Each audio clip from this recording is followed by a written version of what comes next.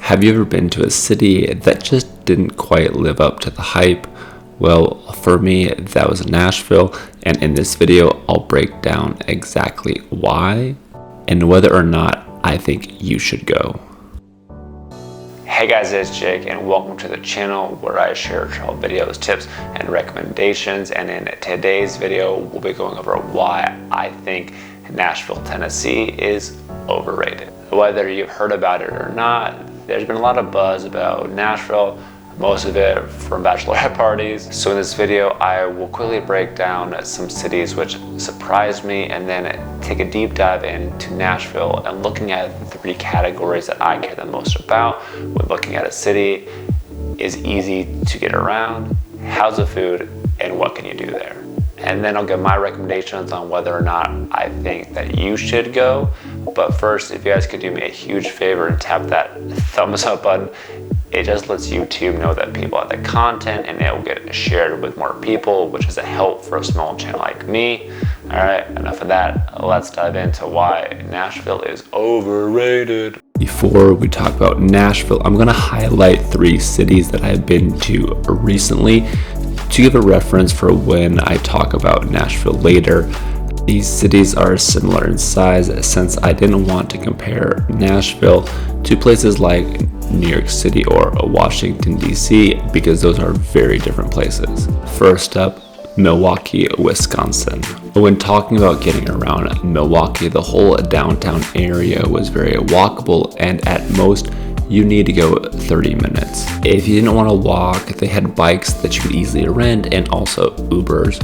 Milwaukee is known for beers and bar food, which were all pretty good, but there were also places for ramen, bakery, slices of pizza, and even fancy pizza places. For things to do, there are two sports teams downtown, those breweries I mentioned, rooftop restaurants, beaches, kayaking in the city, the Harley-Davidson Museum, street art, lighthouses, museums, and so much more. Next up, Charleston, South Carolina. If you stay near King Street, you'll be able to walk to restaurants, but you will need a car to get to the waterfront areas or any of the beaches since there isn't a great public transportation system. But when it comes to food, there are delicious biscuits. We also had great food and drinks at Felix and randomly got a poke bowl, which was really good. For things to do, there are beaches, plantation homes, promenade, historical locations like Fort Sumter, the old slave market, Rainbow Row, and a giant golden pineapple. Lastly, I almost put New Orleans in here since they're both known for rowdiness and live music, but I'm going to throw a curveball and put in Kansas City. Kansas City is pretty spread out and doesn't have a great public transportation system, but if you stay downtown, the city is much more walkable. Kansas City is best known for its barbecue, which is great, but you also can get delicious pastries, ramen, and treats. When looking for things to do, there is a downtown area of bars called Power and Light, a more low-key bar scene in Westport, two professional sports teams, rooftops to hang out on, art museums, giant shuttlecocks, classy outdoor malls, and a really rich jazz district with a bunch of live music, and is actually the only city in the US which UNESCO has labeled a city of music. Now that you have that as some background, let's take a deeper look at Nashville. Nashville is the capital and most populated city in the state of Tennessee, and real estate investing platform Roofstock said that Nashville is among the 10 fastest growing metros in the US. Even though Nashville is a rapidly growing city, there is not an easy to use public transportation system to get around. The city is relatively spread out as well, which doesn't make it very walkable. If you are staying downtown, you can easily get anywhere you need on Broadway, and you can even get to Midtown area, which is about 1.5 miles away if you wanted to walk, or it's a quick Uber ride away. When it comes to food, the city is known for Nashville hot chicken, which is slowly spreading across the country and being home to the Goo Goo cluster. I never heard of it. I hadn't either, but it was invented in 1912 and was the first combination candy bar. The food, coffee, and drinks were all pretty good. Some places stood out like Hattie B's, Patterson House, and Legendary, but for the most part, nothing felt unique. This is also someone who lives in a large city in the US and has access to very similar food right down the street.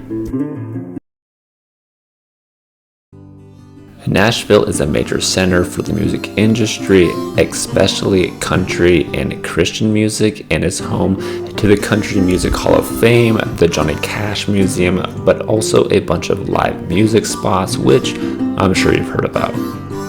Wannabe singers and songwriters flock to Nashville for a chance to make it big, and you'll find live music at all times of the day. You can find live music simply by walking up and down Broadway, or if you're looking for live music in a more intimate setting with songwriters you may know or who have written songs on the radio, you'll want to check out places like Listening Room Cafe, Puckett's, the Ryman, the Grand Ole Opry, or the Bluebird.